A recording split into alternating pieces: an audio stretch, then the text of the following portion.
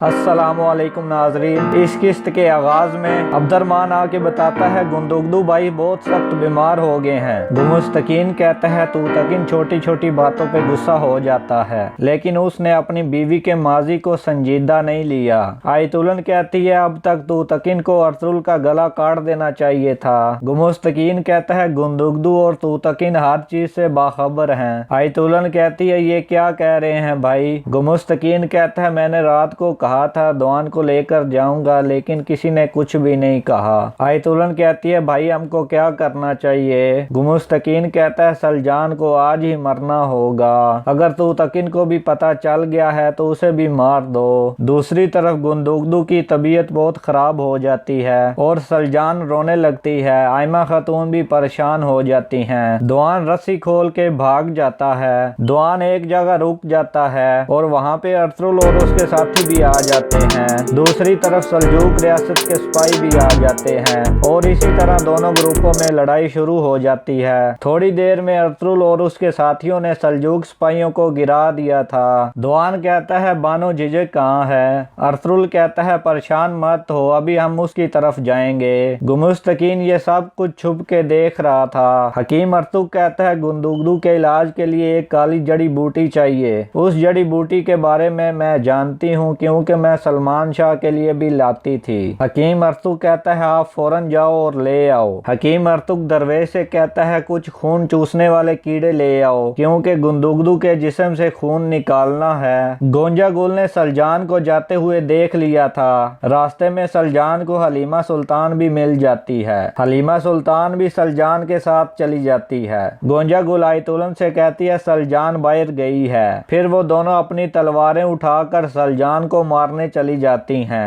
गोपची ये सब कुछ देख रही थी। अर्तुल कहता है आप सबको पता है क्या करना है। सुंगुरतकीन कहता है हम ज्यादा दूर नहीं जाएंगे, तुम अपना ध्यान रखना। गोपची आके कहती है गोंजा गुल और आयतुलन अपनी तलवारें उठा के कबीले से बाहर चली गई हैं। दरवेश कहता है गोंजा गुल मुझसे पूछ रही थी सलजान कहाँ जा रही है। आयमा खातून ये सुनकर परेशान हो जाती हैं। दरवेश कहता है हलीमा सुल्तान भी सलजान के साथ गई है। अर्तुल बानो झिझक से पूछता है तुम्हारा जख्म कैसा है। बानो कहती है अभी बेहतर है भाई। अर्तुल कहता है अभी थोड़ी देर में वो पहुंच जाएंगे, तुम अपना दिफा कर लोगी। बानो कहती है अल्लाह की मदद से मैं कर लूंगी भाई। दूसरी तरफ अर्तुल के साथियों का सल्जूक सिपाहियों से सामना हो जाता है। सुंगुरतकीन कहता है हम खून नहीं बहाना चाहते।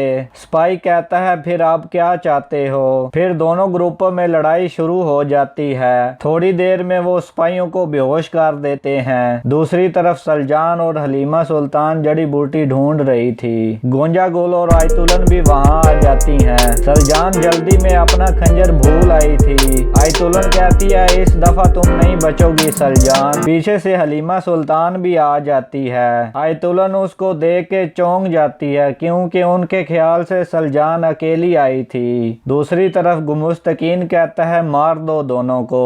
अर्तुल कहता है अब तुम्हारा वक्त खत्म हो गया गुमुस्तकीन। अर्तुल और गुमुस्तकीन में लड़ाई शुरू हो जाती है। अर्तुल कहता है ये सब कुछ तुमने एक ओहदे के लिए किया और कुरकस सरदार और दुरू खातून को मरवा दिया। गुमुस्तकीन फिर उस पे हमला करता है लेकिन अर्तुल उसके हमले को नाकाम बना देता है। फिर अर्तुल उसके मुंह पे मुक्के मारने लगता है। कुरकस सरदार को भी इसलिए मरवाया कि तुम मालगरेब बन सको। तूतकिन ये सब कुछ देख रहा था। गुमुस्तकीन कहता है तुम्हारी बातों पे कोई भी यकीन नहीं करेगा। आयतुलन हलीमा सुल्तान को पेट में टांग मारती है। सलजान हलीमा सुल्तान को बचाने जाती है लेकिन गोंजा गुल उसे काबू कर लेती है। इतने में आयमा खातून अब्दुर्रहमान और गोपचे भी वहां पहुंच जाते हैं। तूतकिन कहता है मेरे बाबा और मेरी वालदा के साथ जो कुछ भी किया उसका हिसाब देने वाले हो तुम। आयमा खातून कहती है हलीमा को छोड़ दो। आयतुलन कहती है अब्दुर्रहमान को कबीले भेजो, मुझे किसी पर भी यकीन नहीं है। आयमा खातून अब्दुर्रहमान को कहती है एक तीर की तरह जाओ। अब्दुर्रहमान समझ गया था कि क्या करना है। आयमा खातून कहती है मैं सब कुछ तुम्हारे बारे में जानती हूँ। गुमुस्तकीन समझता था कि उसने जाल बिछाया है लेकिन वो मेरे बेटों के जाल में फंस गया है। गोपचे कहती है तुम लोग कितने झूठे हो और यहाँ पर इस किस्त का इख्तिताम हो जाता है।